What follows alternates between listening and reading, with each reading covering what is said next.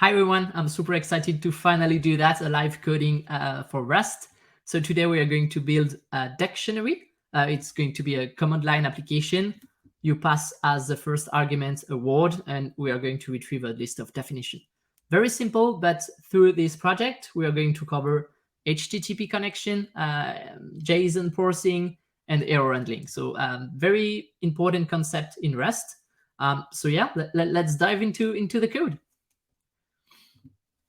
So first, let's have a look at the API.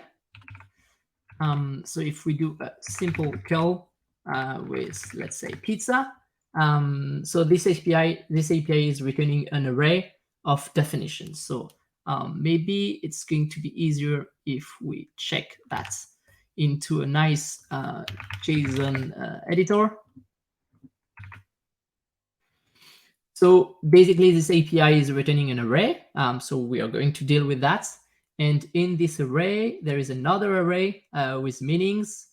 And in this, we have another array of definitions. So basically, what we want to print is those nested definitions. So yeah, we're going to go back to be back at that array a bit later. But yeah, just for you to understand that this is the API we are going to deal with. So let's start with creating a new project, cargo new dict, and cd into it, and finally open it. Cool. So if we run it, cargo, oops, run, cool, hello world. So first, as I mentioned, we want to retrieve the first argument. Let's say cargo run pizza. We want to get this pizza to pass this to the API. So let's start with that. So we are going to use std args, std, actually it's std end args, and let's retrieve the first one. So first word, it's gonna be this. And we're going to print it.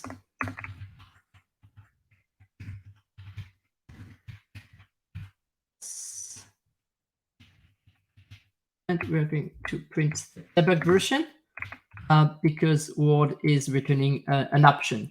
Because if there is no first argument, when you retrieve the first one, it's going to be empty. So let's have a look. We have some pizza here, but if we don't pass anything, there is nothing. So first, we need to check whether or not there is a word. So we can get if there is a word. What we want to do is to print it.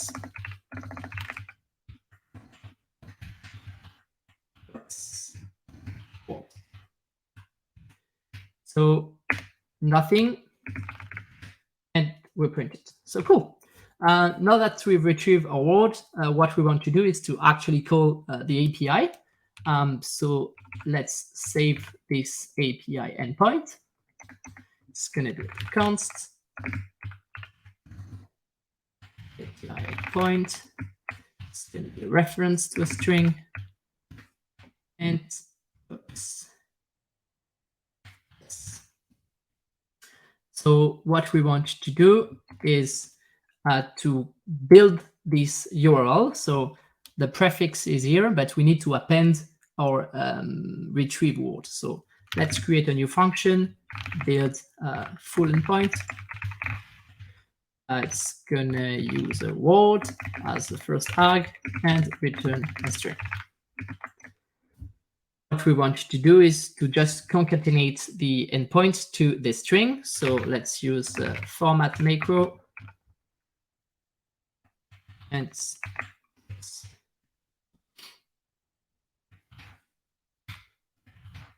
so first is the API endpoint, and second is the word.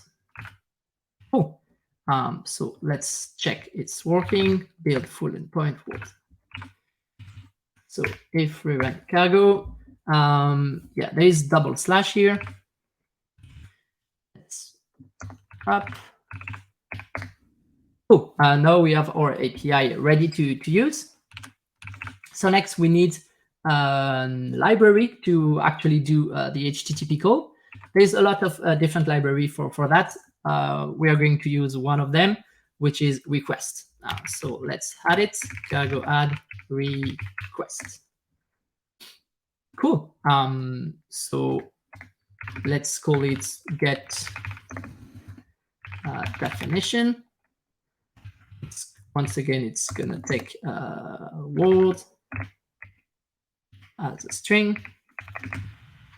and return. For now, we are going to return a string. So first, we need our endpoint URL, which is going to be get. It's going to be build full endpoint of Word, and then we are going to do a get request. So let's response. It's going to be request.get point, and we need to await it because an HTTP request is going to be async. So we need to await it.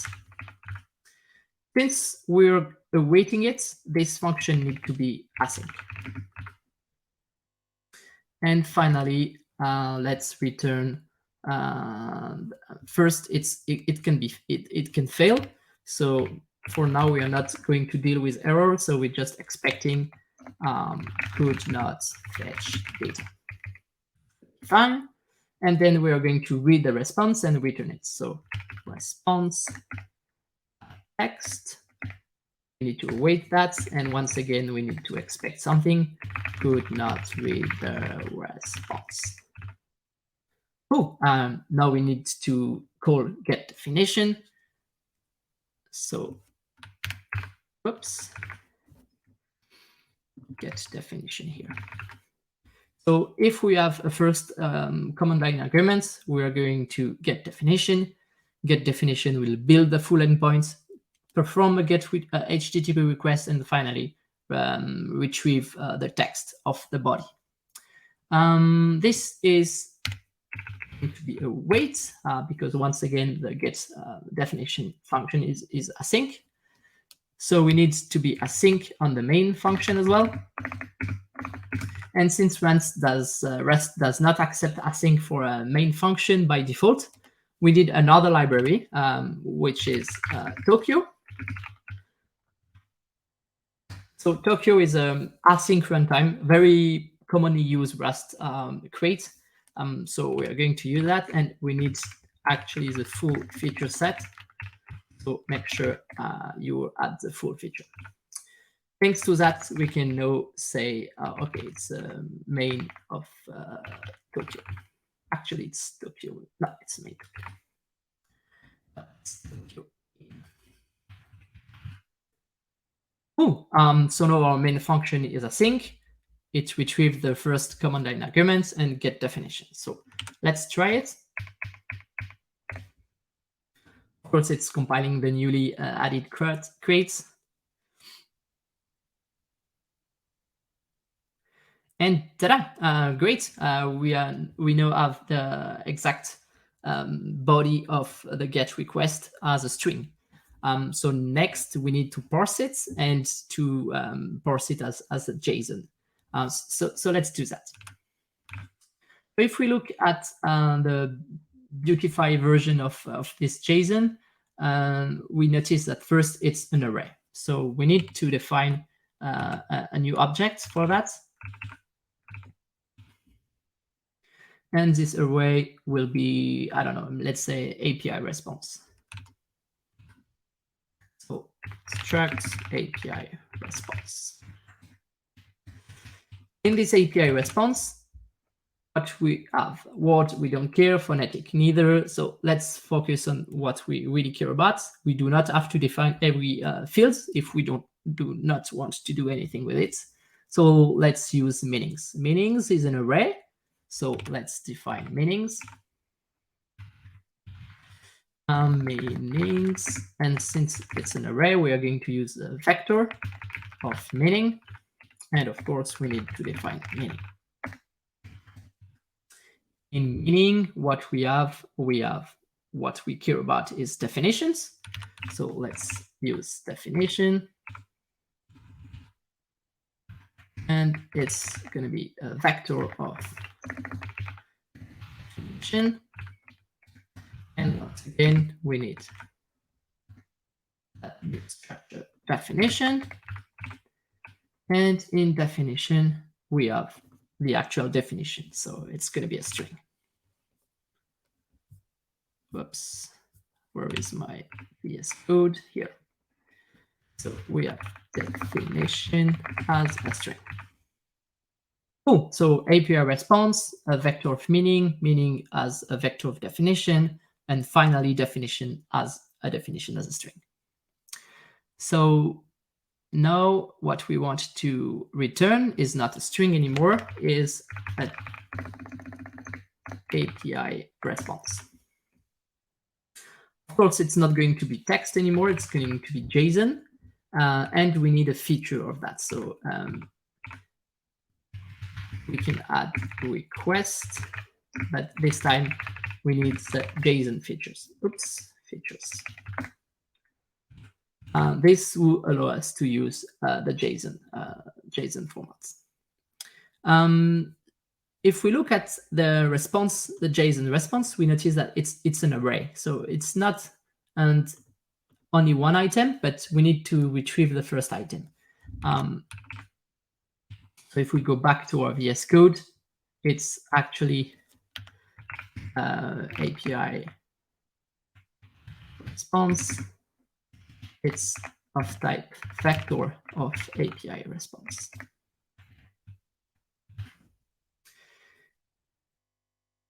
And here, what we can see is, yes, and we need to retrieve the first item of this vector. So what we can do is we can whoops, don't care about that, into iterator and retrieve the first element. And of course, we need once again to deal with the error, could not find the first element.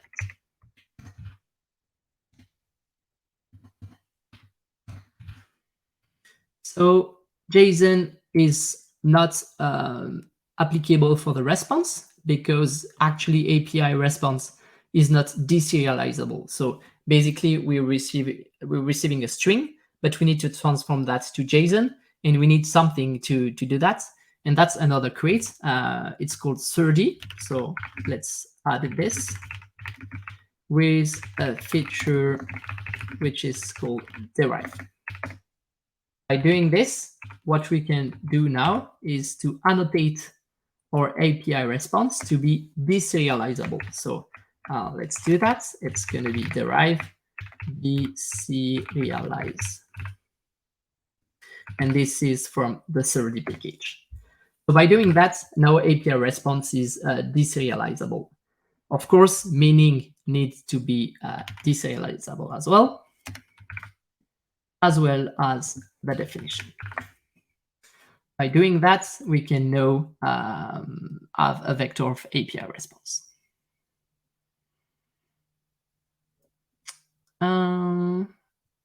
Now we have the API response. It's a vector. Maybe we can do this. Instead of first, we can just retrieve the first element. So great. Now we have our API response. It's actually a vector of API response. So we're getting the first element, and that's fine. And of course, this API response does not implement display, so we cannot just print it. But what we can do for now is just use the debug version of API response, but we need to add the debug derive to our structures. So let's do that and debug. Whoops. Cool. Let's try again.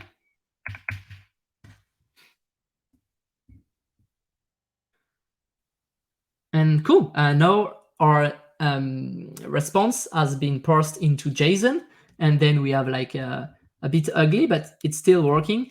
We now see that every field has been fed. So we have the definition, baked Italian dish, or a single instance of this dish. So that's cool. Now we can maybe print it like in a better way. So what we can do is for each definition, for each meaning actually, actually let's create a new variable for that. Definitions. Definition dot meaning. So we are going to loop over that. So now we have the meaning. We need to loop over definition and take definition field. So for definition in meaning dot definitions, let's print definition.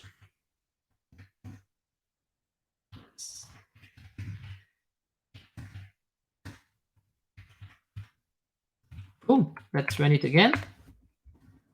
And that's it. Now we have an API call. It's parsed into JSON, and then we list the list of definition. So the project is going well.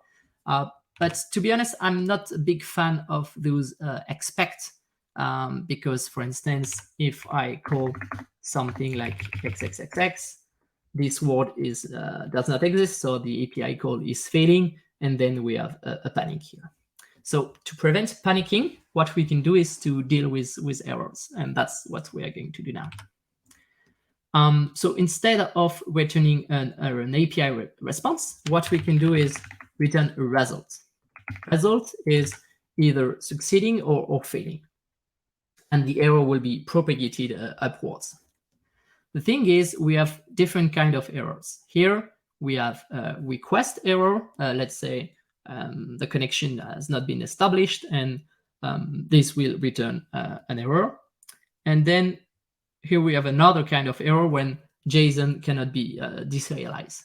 And this is a bit difficult in Rust because the two different kinds of error, it's not super easy to deal with that.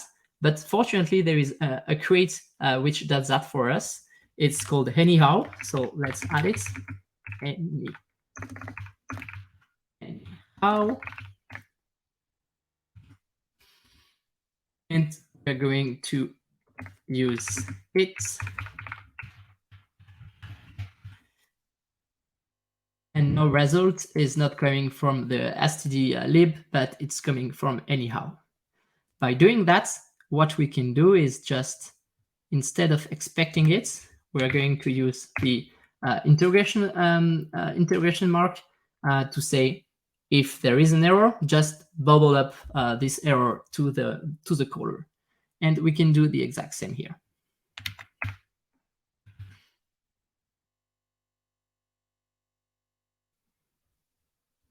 Oh, we still need the await.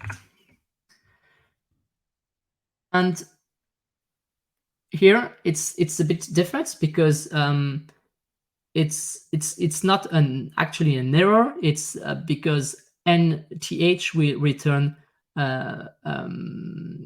either a sum or a none. So what we can do is we can use the context object from anyhow, and I will explain that in a moment.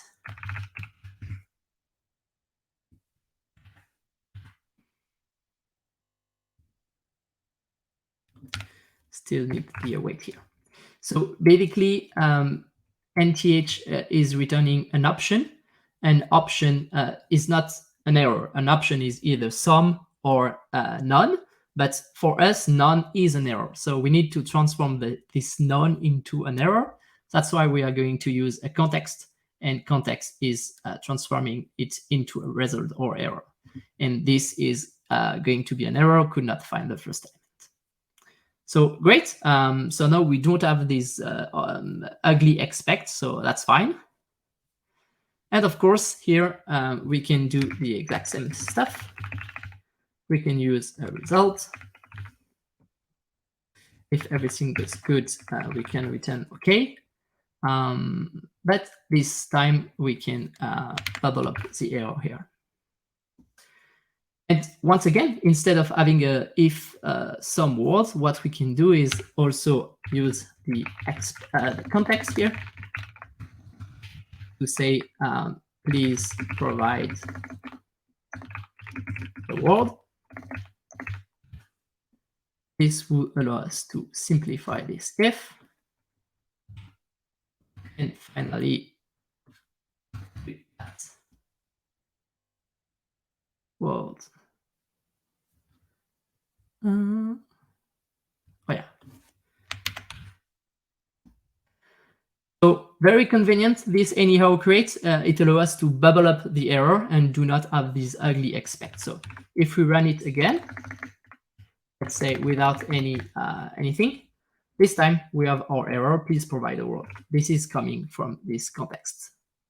And this is bubbling up to the main, and main will return either a success or an error. In this case, an error.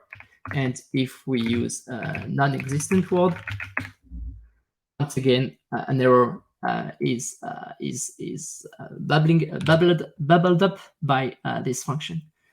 So yeah, that's it for today. In this live stream, we saw how to build a small but useful dictionary using HTTP GET endpoint, dealing with JSON and handling errors. I hope you liked it. If you liked it, please like the video and subscribe. There will be more to come. So yeah, thanks for listening and have a very good day. Bye.